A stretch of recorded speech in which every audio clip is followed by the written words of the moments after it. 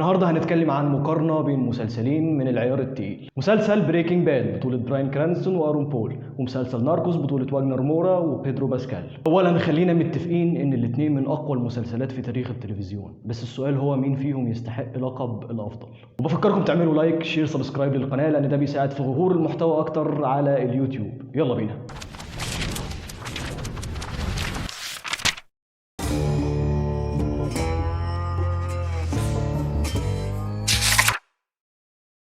بريكنج باد بيبدأ بقصة تبدو عادية عن مدرس كيمياء بائس بيكتشف انه مصاب بالسرطان، لكن اللي بيحصل بعد كده هو رحلة مذهلة من التحولات والتغيرات النفسية اللي خلت والتر وايت يتحول من شخص بسيط لرجل عصابات. مسلسل ناركوس بيقدم لنا قصة حقيقية عن بابلو اسكوبار اللي بيتحول من تاجر مخدرات محلي لواحد من أخطر الرجال في العالم.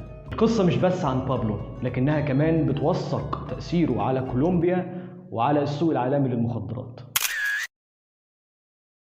بريكنج باد بيعتمد بشكل اساسي على تطور الشخصيات، خاصة والتر وايت اللي اتلعب بطريقة عبقرية من براين كرانستون، وبالنسبة لشخصية جيسي بينكمان فهي بتضيف عمق تاني للقصة. وفي المقابل ناركوس بيعتمد على تقديم الشخصيات الحقيقية زي بابلو اسكوبار اللي قام بدوره واجنر مورا بإتقان. كان في شخصيات مهمة زي ستيف ميرفي وغافير اللي كان لهم دور محوري في إسقاط إمبراطورية اسكوبار.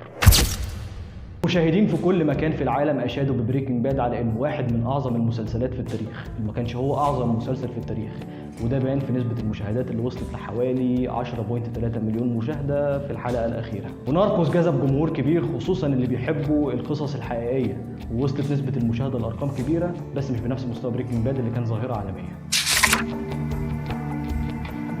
بريكنج باد حبكته معقده بشكل يخليك مش قادر تتوقع اللي هيحصل في كل حلقه. الأحداث مترابطة وكل مشهد بيكمل اللي قبله.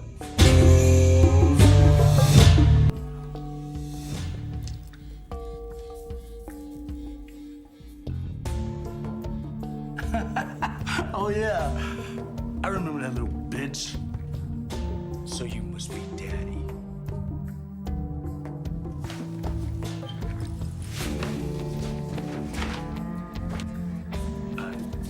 Beat the piss out of your new boy. You got one part of that wrong.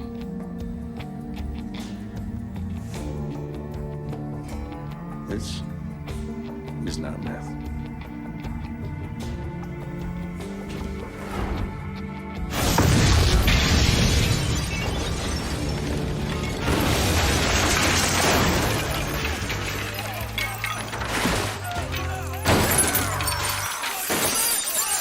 ناركوس بيقدم حبكة بتعتمد أكتر على أحداث تاريخية وحقيقية، فمش دايما فيها نفس درجة الغموض.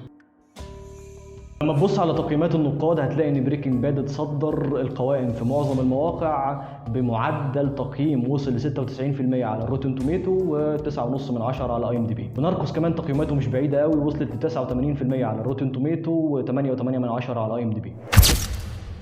بالنسبة للجوائز فبريكنج باد حصل على عدد كبير من الجوائز، حوالي 16 جائزة، من ضمنها جوائز لأفضل ممثل والأفضل كتابة. براين كرانستون وارون بول حصلوا على إشادة نقدية كبيرة على أدوارهم. وناركوس كمان اترشح لجوائز كتير، ايمي وجولدن جلوب، بس أكيد مش نفس عدد الجوائز اللي حصل عليها بريكنج باد.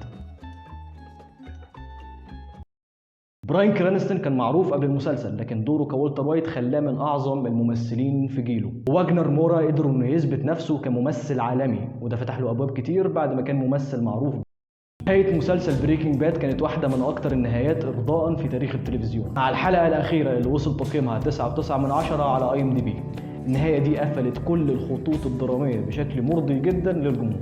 وفي المقابل ناركوس كانت نهايته أكثر واقعية وتوثيقية، وده لأن القصة مبنية على أحداث حقيقية. خلاصة احنا قدام مسلسلين من العيار التقيل. بريكنج باد بيتفوق من الجانب الدرامي والتحليل النفسي، وناركوس بيتميز أكتر بالواقعية والتوثيق التاريخي. وفي النهاية ما تنسوش تعملوا لايك شير سبسكرايب للقناة عشان يوصل لكم كل جديد. السلام عليكم.